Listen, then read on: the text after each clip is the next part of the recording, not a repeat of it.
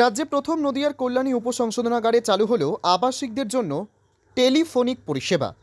রাজ্যে প্রথম এই পরিষেবা চালু উপসংশোধনাগারে বলে সংশোধনাগার সূত্রে খবর। মাসে সর্বোচ্চ 250 মিনিট কথা বলতে পারবেন সংশোধনাগারে থাকা আবাসিকরা। তার জন্য তাদের খরচ করতে হবে 250 টাকা। মোট 3টি নম্বরের সাথে তারা রেজিস্ট্রেশন করাতে পারবেন সংশোধনাগারে। এর আগে সেন্ট্রাল জেল ও কিছু জেলা সংশোধনাগারে এই পরিষেবা চালু হলেও উপসংশোধনাগারে এই প্রথম উদ্যোগ।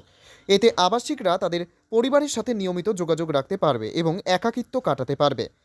এমন উদ্যোগে খুশি উপসংশোধনাগারের সমস্ত আবাসিক থেকে শুরু করে আবাসিকদের পরিজনেরাও। এটা আজকে মূলত আমাদের এখানে ডিআইজি সাহেব এসেছেন। ওনাদের উদ্যোগে আমি বলবো যে এটা কল্যাণী সাব কারেকশনাল হোমে একটা টেলিফোনিক কমিউনিকেশন, যেখানে এখানে যারা আবাসিক রয়েছেন তারা তাদের বাড়ির লোকেদের সাথে কথা বলতে পারবে।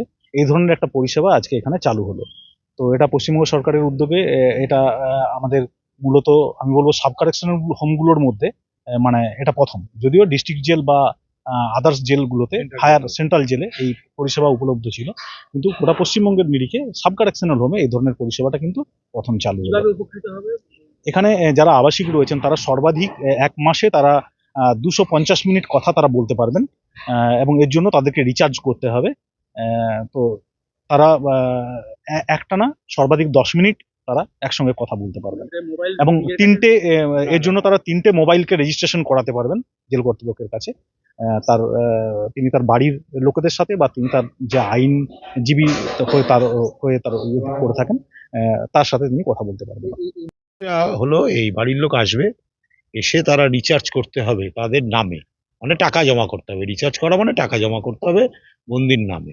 বন্দিকে সর্বাধিক 3টে নাম্বার অ্যালাউ করা হবে রেজিস্ট্রেশন করানোর জন্য, যে কোনো 3টে অ্যাজ পার দেয়ার চয়েস। আমাদের কোনো চয়েস না, যেও বললো এটা আমার মায়ের নাম্বার, এটা আমার বন্ধুর নাম্বার, এটা আমার উকিলের নাম্বার, ব্যাস। এই 3টে নাম্বারে সে মাসে প্রত্যেক মাসে সর্বাধিক 250 মিনিট কথা বলতে পারে। 250 মিনিটের 250 টাকার বেশি রিচার্জ করতে পারবে না। মিনিটে 1 টাকা করে তার পকেট থেকে কেটে যাবে। তা মাসে একবার রিচার্জ করতে হবে। এবার এই 3টে নম্বরই রেস্ট্রিকশন থাকলে অনেক সময় অসুবিধা হয়।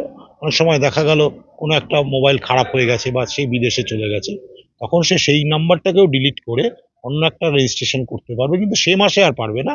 সেটা নেক্সট মান্থে গিয়ে তাকে ওই বলবে যে আমি এই নাম্বারটা, এই উকিলের নাম্বারটা এবার বাদ দেবো, আমি এই উকিল বাবুর নাম্বারটা অ্যাড করতে চাই, সেটাও সে করতে পারবে। এটাই হলো মোটামুটি টেকনিক্যাল ব্যাপার।